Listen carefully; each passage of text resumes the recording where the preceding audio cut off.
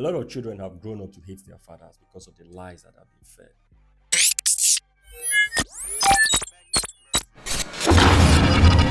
What's up, guys? So yesterday was Father's Day.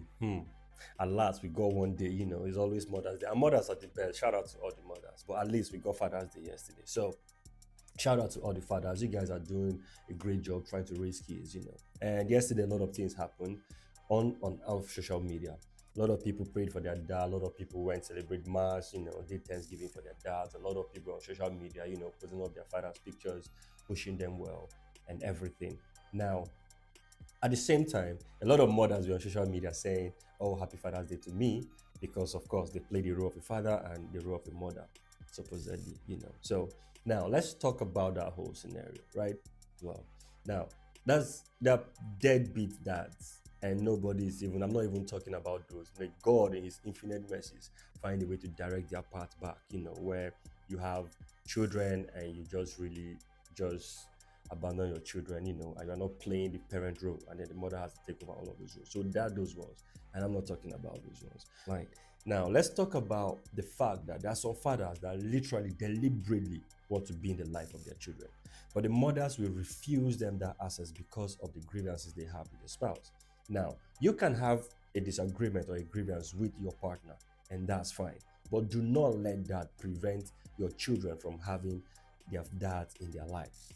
So if you have a child or if you have children and the dad deliberately wants to be in the life of the children, keep aside your grievances. I'm not saying you should go make up with the dad. Keep aside your grievances. Let the fathers be in the life of their children. You can co-parent. So if you're having to be with the kids 3 times a week, let the dad be with the children 4 times a week. Next week you rotate it and all that, but let the children have their dads in their lives. Most times these women deliberately deny the fathers access to their children, but demand financial support for their children from the dad for their children. Now the dad can keep doing that, but it gets to a point. There's so much a human can take. So it gets to the point. It's more like, I don't have access to the children. Why should I keep paying financial? Why should I keep giving you financial assistance to raise them? And at that point, they come out on any platform they have, be it social media, be off social media, and they cry foul. So most times children hate their dads because of the lies that have been fed. And these fathers deliberately have made conscious efforts to be in the life of their children.